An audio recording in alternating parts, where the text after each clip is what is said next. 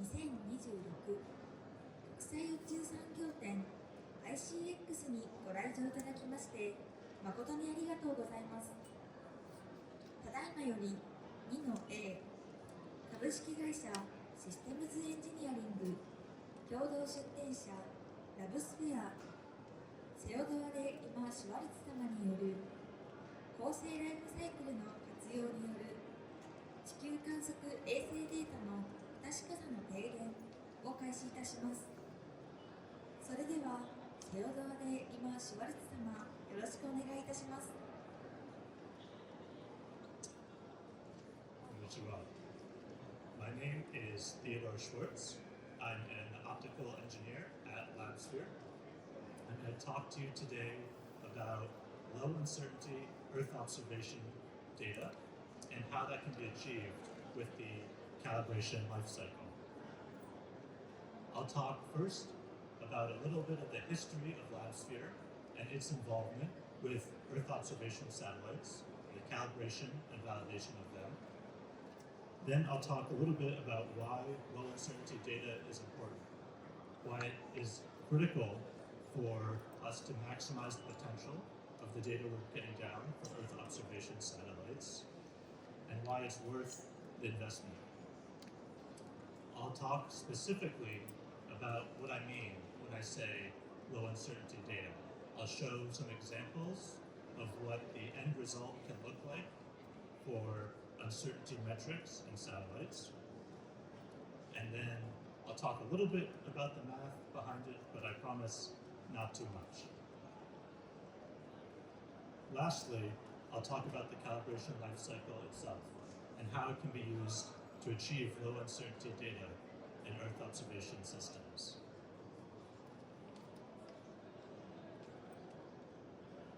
This timeline is a list of satellites that have launched with hardware manufactured by Labsphere for onboard calibration. It goes back decades. Many of you will recognize many of these missions that include flagship science and weather missions from governments all around the world. This is just an example of the systems with onboard calibration hardware delivered by Labsphere. There are many others with other components in the process. These two JPSS missions are especially near and dear to my heart because I serve as a pre-launch calibration team lead for the VIIRS instrument, which is part of the JPSS weather satellite constellation. The JPSS constellation is 5 polar orbiting weather satellites operated by NOAA and designed and launched by NASA. The VIIRS instrument is a multispectral imager that contributes to weather data models all around the world. Specifically, I work on pre-launch characterization for ambient and thermal vacuum testing campaigns during the satellite's development. And we do that using a novel uniform light source that Labsphere developed. I'll talk a little bit more about that later. Why do we need low uncertainty data? Well, here's one example. This is a study that looked at predictions of climate change, what data we're currently acquiring, the uncertainty that we understand with that data, and what an improvement in uncertainty could mean for the timeline that it takes us to predict and understand future climate change phenomena. Specifically, this study looked at the Clario mission, which is a planned mission in the future that will bring uncertainty of many of our critical climate observations from 3% to less than 1%. That's not a big change. 3% is already very good. 1% is of course better, but it's not a huge shift. But what does that mean for the timeline? Well, what they found is that an uncertainty improvement that could result from a well-executed Clario mission could reduce the time it takes to inform models and climate predictions by decades. allowing us to make more intelligent choices and respond better to the climate change phenomenon happening around us decades in advance. The economic value, of course, is almost uncountable for that ability. The reason this is the case is because climate change is very difficult to monitor. There are multiple other factors at play, periodic cyclic behavior of various other weather phenomena, and so distilling a small trend in an overall noisy signal requires very low uncertainty data. Specifically, in this instance, lower uncertainty means better models of the climate and of weather systems, which allows better predictions in the future, leading to better results. That's an example of low uncertainty data improving the output of a flagship science mission. But that's not the only case where it's a benefit. This is a list of some of the commercial entities out there operating Earth observation satellites. This is a list from last year, and it is already out of date. The list is growing rapidly, the number of satellites we have is growing rapidly, and the amount of data that we're getting is growing rapidly. But we are far from unlocking the full potential of all this data. One key aspect that we are lacking is interoperability. Interoperability is the quality of data that it can be utilized by an end user, whether they're a farmer understanding the health of their crops, a government looking to respond to a natural disaster. They can use that data regardless of what source it came from. They can take an image from satellite 1 and company A and compare it to an image from satellite 5 and company W, and still achieve consistent predictions based on trends observed from different platforms. That is not easy to do. It's not easy to do when you have two satellites built identically, which was the case with Landsat 8 and 9. Those two satellites were built to be identical missions, and yet when they launched, they had differences in the data that they were bringing down. Now, with a good deal of effort, they were able to get within 1% agreement between these two systems that were designed identically. It's possible with different satellites as well. Sentinel-2 and Landsat 8. Sentinel-2 is an ESA mission, Landsat 8 is a NASA mission. And these are different satellites, but they cover similar data sets. And with a great deal of effort, they were able to achieve interoperability between these data sets, but it took thousands of hours. That's with just two satellites. Many constellations today are hundreds of satellites, and they must, in order to unlock their full potential, they need to be able to be interoperable with data from other constellations with other hundreds of satellites. It is not feasible to spend thousands of hours characterizing one satellite and linking it to one other. For this, we need solutions that are cheap and fast. They don't require expert intervention. And in order to do all of that, it must be automated. I'll talk a little bit about how we might be able to achieve that later on.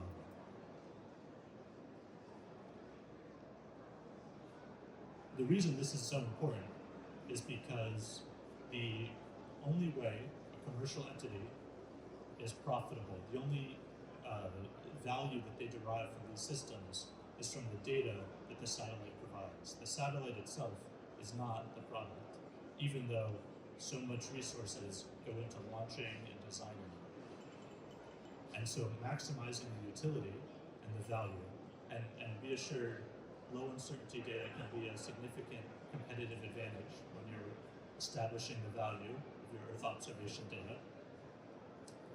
Maximizing that utility and that value is critical for the Earth observation companies that are looking to grow their business. then taking it one step further, besides just interoperable data, is the concept of analysis from the data. This quote here at the top is from 20 years ago, but it is still just as relevant today as it was back then. This quote says that data is the new oil, and critically, both data and oil need to be refined before they are useful. If you're looking to model a weather pattern based on the satellite's data, you don't start with the raw pixel response on an imager. There's a good amount of analysis that needs to happen, or processing that needs to happen to the data before your analysis on weather predictions can be done. Low uncertainty data is critical to analysis from the data. It enables merging of data products from different systems, such as UAVs and satellites, or one constellation and ground observations. It allows fusion between different data types, such as SAR and radiometry. It's also critical to the pipeline for AI analysis. I'm sure we're all familiar with the concept of garbage in, garbage out, and low uncertainty data ensures that you don't have garbage going in.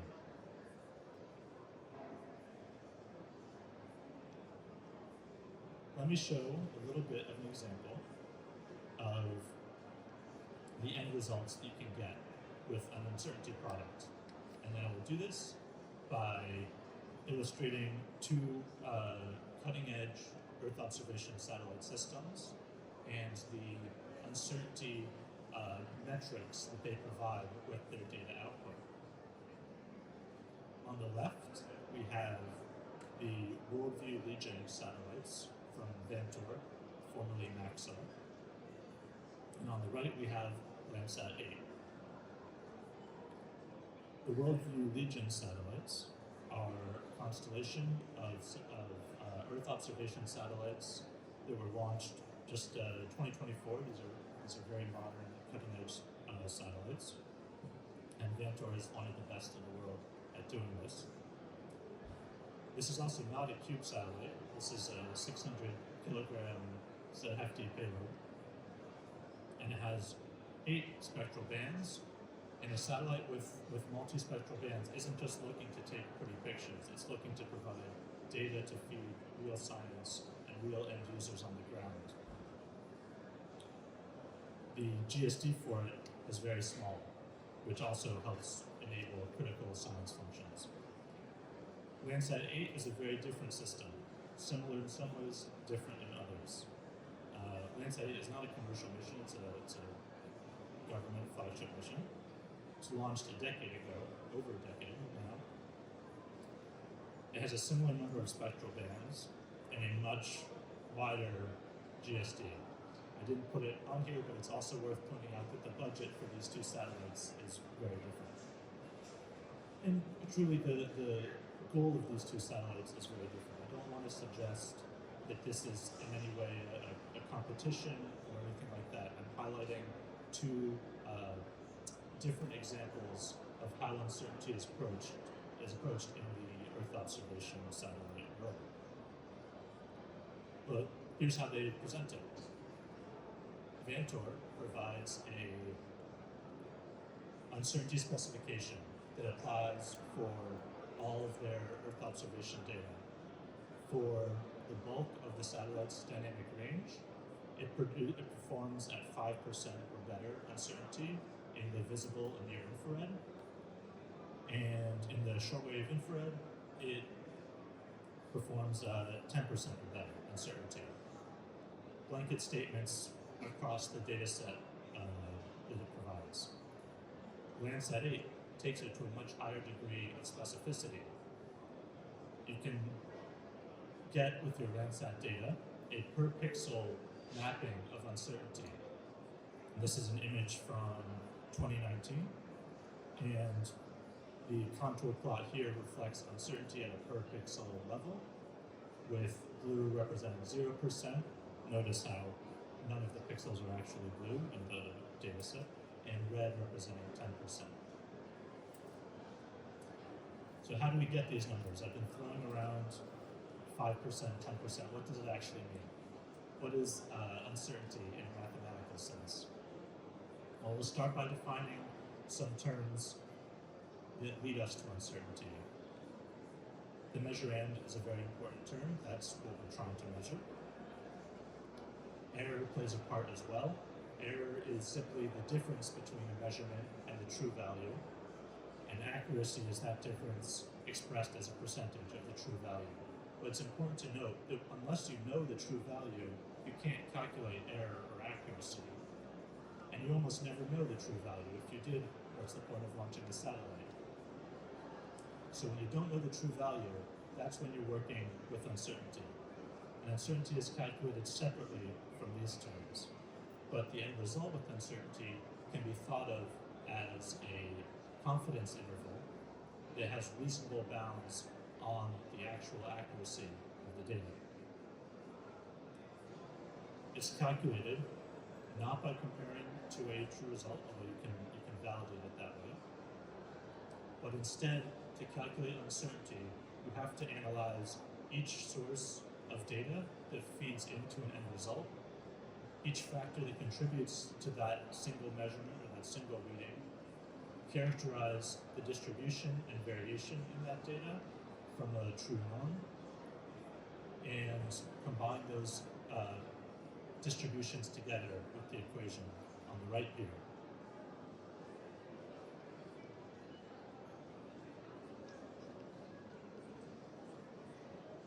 Here's an example of what that looks like for a downwelling irradiance measurement.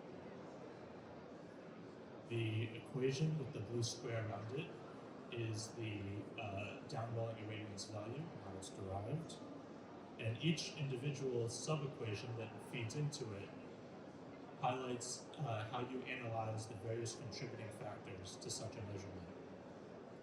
The items with the yellow-brownish color are the satellite sensor detector measurements itself. I won't go through each question individually. This is to illustrate how, to understand uncertainty, you have to understand the whole system that feeds into a measurement, and every component therein.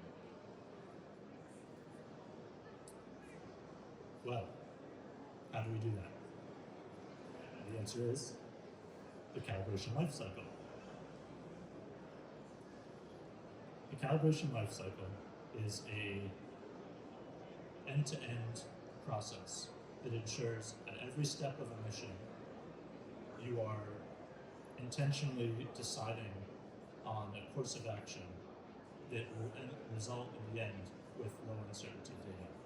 It starts from the first conceptual planning of the mission and goes all the way through to on-orbit operation and even planning for future missions.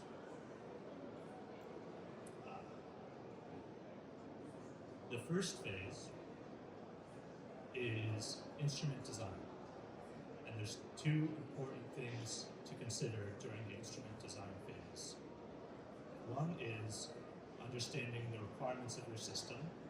This is true for any system and any design challenge, but it's important for low uncertainty data because it is a significant investment and it is exponentially harder to achieve those last couple percent of uncertainty performance. So you have to really understand to what extent low uncertainty is required in the mission. And then you have to, from the very beginning, account for what it will require to achieve that during the rest of the mission, like during the development process, during on-orbit operation, etc. You have to account for it in your schedule, you have to account for it in your budget, you have to account for it in the hardware you design. And then you can start designing hardware. That's where laboratory verification comes into play, the second phase of the calibration life cycle. Laboratory verification is when you still have access to the hardware that you're developing for your mission at a component level, whether that's the sensor or the optics or even just the electronics, and you can perform individual tests to assess the system's characteristics. This is the only chance you get to perform isolated testing on individual components to feed some of those distribution characterizations that you need to perform to understand the total uncertainty of a system. One such measurement that's very common is a measurement of something called an integrating sphere. In this picture, it shows a rather large one, but the general concept is a large hollow sphere coated with a diffuse reflective material. When light sources of many different kinds are shined into that sphere from the perimeter, it provides a very stable and uniform light source that can act as a baseline to measure sensor performance. And it can be done at a sensor level, at a sensor and optics level, or all the way up to the satellite level. The benefit of an integrating sphere is that alignment is very easy. The output of the sphere is such that you can get consistent results, even with small variations in alignment. And what this lets you do is isolate variations from measurement to measurement due to variations in your hardware. And those are the exact error characterizations that you need to perform to understand your system's performance from an uncertainty standpoint. There's a whole number of parameters to look at when designing an integrating sphere. The sphere size is often dependent on the size and field of view of the instrument that you're looking to characterize. The dynamic range, you saw with the Vantor system that it is difficult to have a high-performing sensor at the extreme ranges of a sensor's dynamic range. And so that means it's critical to test your sensor at the extreme edges of its dynamic range to understand where performance starts to fall off. If you don't, you could be missing useful data or reporting useful data that's actually struggling and performing badly. There's spectral requirements. We'll talk a little bit more about that later. And then a number of other characteristics, but in the interest of time, I won't go through every single one. That's done in a laboratory environment, almost always in ambient settings, but it's also true that satellites operate in a vacuum, and testing sensor performance, mission performance in a vacuum before launch can reveal much about the behavior of a system from an uncertainty standpoint. The system shown here is actually the system we use with the VIIRS instrument to characterize its performance in both an ambient, clean room environment as well as in a thermal vacuum chamber. When used in the thermal vacuum testing, the unit on the left goes inside the vacuum chamber with the satellite. That rectangular window shines a bright, uniform light at the instrument so we can take repeatable measurements. And then there's supporting hardware on the outside of the chamber that enables us to keep it stable from a temperature standpoint and also to monitor the light spectral radiometric content that's being shined at the satellite. In the instance of VIIRS, the test lasts 3 months with multiple test campaigns throughout the TVAC session. And a critical component is shining light at different levels with different spectral contents.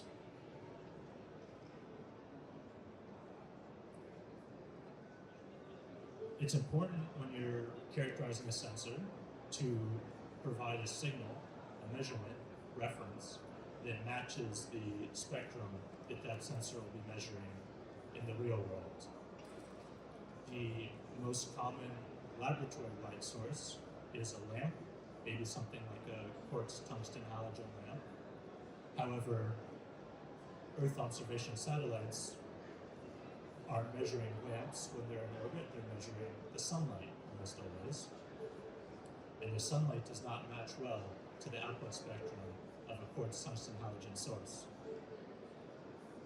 One way to combat that Labsphere developed was something called a blue sun, which combines lamps with blue LEDs to match the solar spectrum, either at the top of the atmosphere or after one level of atmospheric absorption.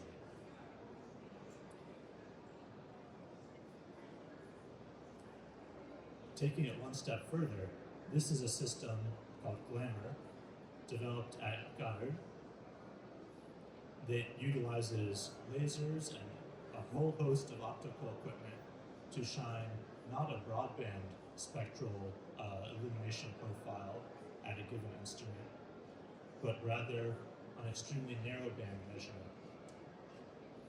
And it can then take that narrow band light source and sweep it across a broad spectral range to understand the spectral response of a detector, of an instrument at any level of the mission. Now, in order to do this, it needs an integrating sphere as well, because the laser itself would not be a useful tool for illuminating a sensor. If you want to illuminate a large focal plane array, for example, an integrating sphere is an excellent way to do that.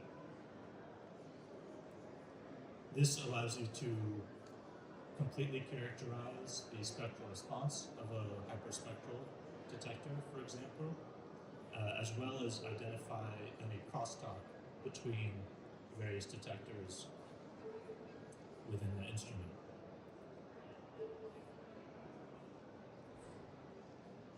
So you've finished developing the hardware. Now it's time to field test it and then validate the operation on orbit. Field testing is important because systems that behave well in the lab often struggle in the field. Many of us have learned that lesson the hard way, I can imagine. So whenever possible, you want to take your instrument into the field, measure it, point it at a subject that's indicative of the subjects that we're measuring on orbit to take field measurements. This then feeds into on-orbit performance and validation, which is through multiple techniques, continually monitoring and characterizing the performance of a system that's operating on orbit. One of those techniques is through onboard calibration. This is that same technique I mentioned in the timeline from the 1990s of Labsphere's involvement with Earth observation satellites. In this case, there is a integrating sphere that actually flies on board the satellite so that the imager always has something to look at that's a repeatable, stable light source, while the Earth underneath it is changing. Either the makeup on the ground is changing, the lighting conditions are changing, but there's a constant, uniform source on orbit that it can look at. Notice how the design of this integrating sphere is very different from the laboratory one I showed earlier. Of course, flight hardware has a whole host of considerations and design elements that drive more complicated, of course, more expensive designs than laboratory equipment. But such a system would have been tested in a lab all the same. Now, onboard calibration sources, like integrating spheres, can be big and heavy. Space and weight are at a premium on satellites, and so there's a push to develop novel, more compact, more efficient onboard calibration sources. This is a project developing IRIS, which uses a set of point sources, in this case mostly LEDs, but some lamps and some black body sources as well, and uses them with a optic, infinity focused optic, which most Earth observation satellites use. And when placed close to the lens, close to the optical path, a small point source can actually provide uniform illumination across a focal plane. I won't get too much into the optics. It's a very interesting project. I encourage you to look it up if you're interested. Such a device is not flown yet, but it's in the works for future Landsat missions or future missions that require onboard calibration.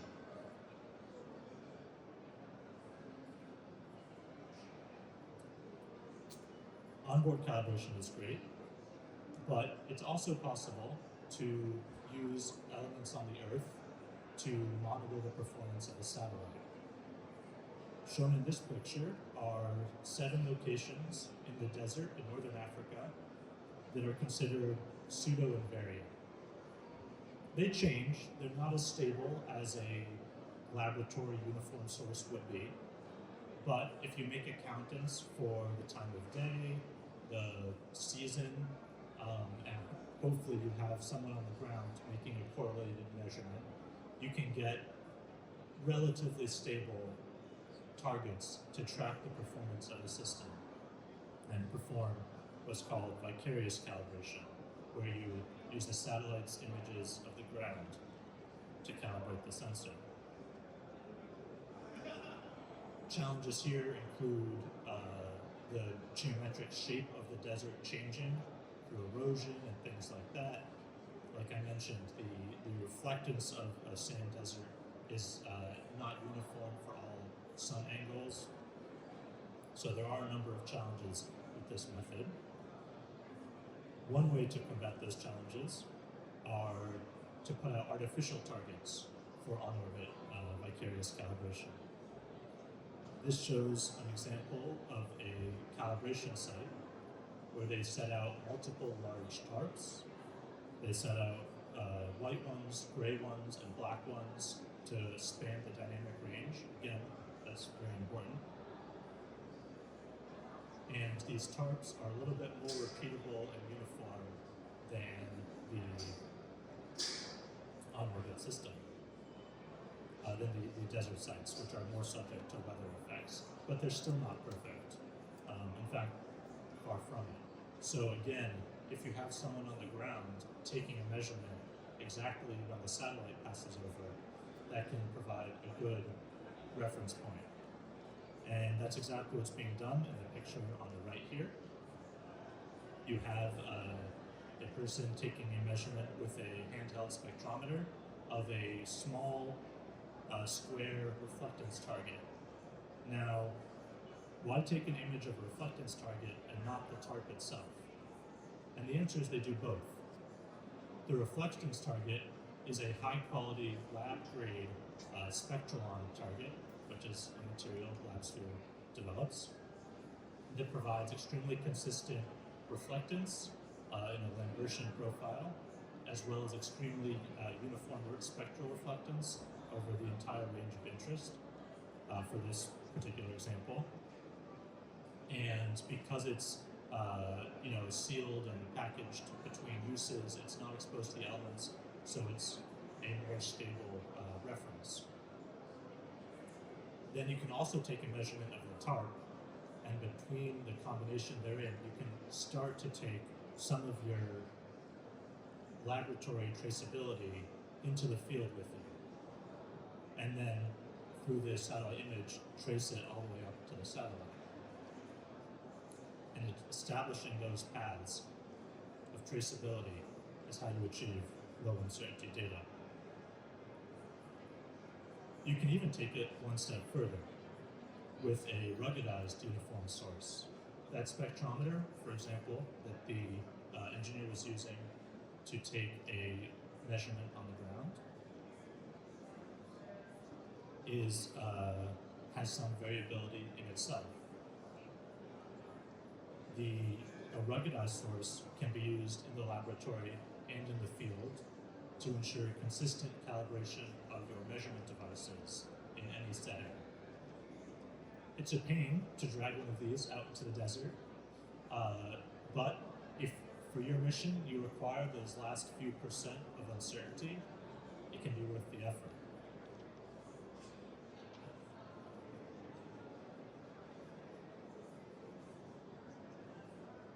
A new system that doesn't involve looking at tarps or deserts is the FLARE system.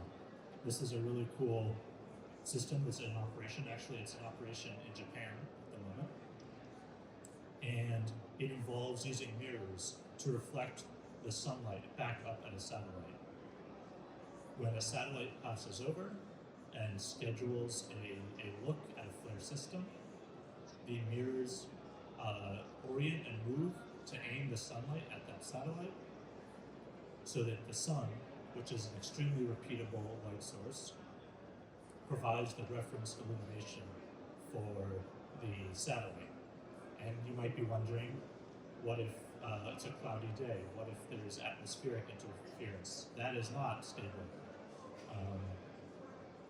That's why next to the array of mirrors is a solar radiometer, which takes a simultaneous reading of the sun's downward irradiance.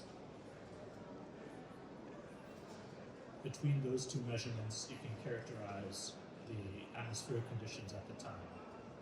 Naturally, the satellite will have the light that reaches the satellite will have passed down through the atmosphere and then back up, whereas the light that hits the radiometer will only just pass down once.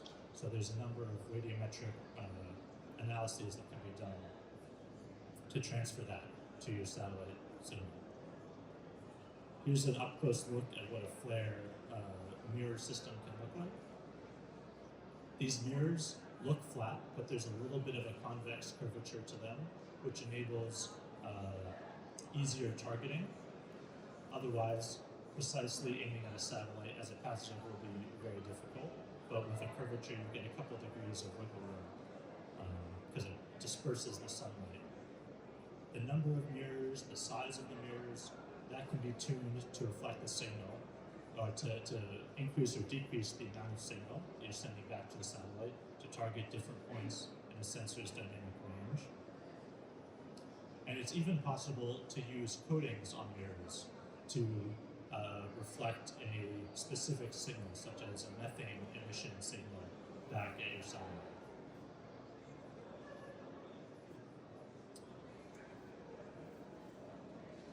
The FLARE system, it's worth noting, only provides a point source. It's not a big flat desert or a big flat tarp. This will target only a couple of pixels or even just one pixel on your detector.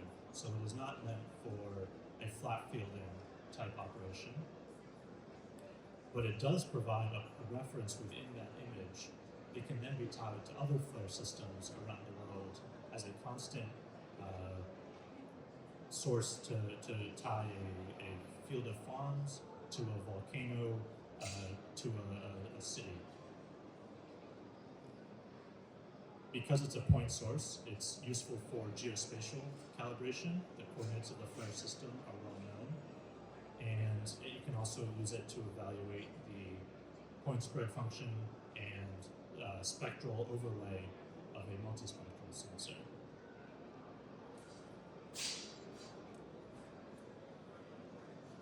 Lastly, in the calibration cycle, one second.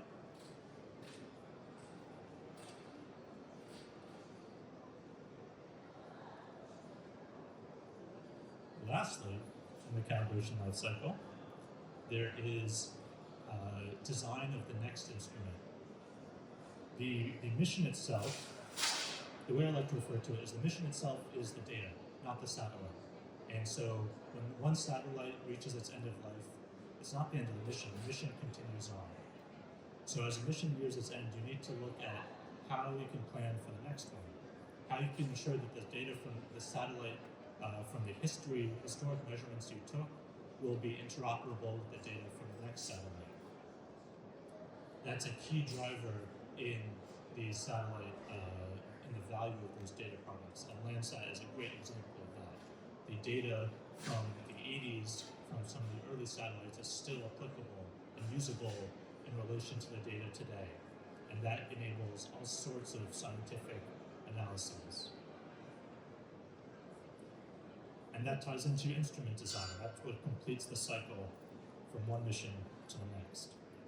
And in the center here of the calibration life cycle is a traceable chain. Your laboratory measurements are traceable to your laboratory radiometric standards. Your ruggedized sources, like your field measurements, be traceable back to the laboratory.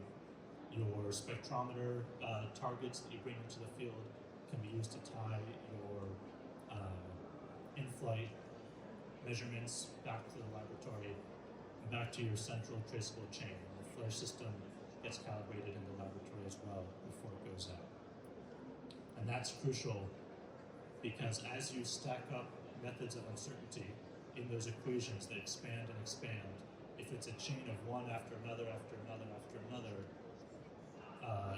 then you get a much greater distribution of error and a much lower uncertainty. I should say much higher uncertainty. But if each point is individually tied back to your laboratory's measurements and your reference standard, then the chain to establish your uncertainty is much shorter and thus much better.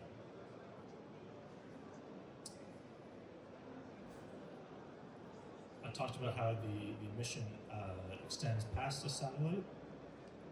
It's also important to understand from a lessons learned perspective what went well, what didn't, and incorporate that into future missions. I'll wrap up by saying that low uncertainty data is a key factor in enabling data analysis and fusion from different sensors, different sources.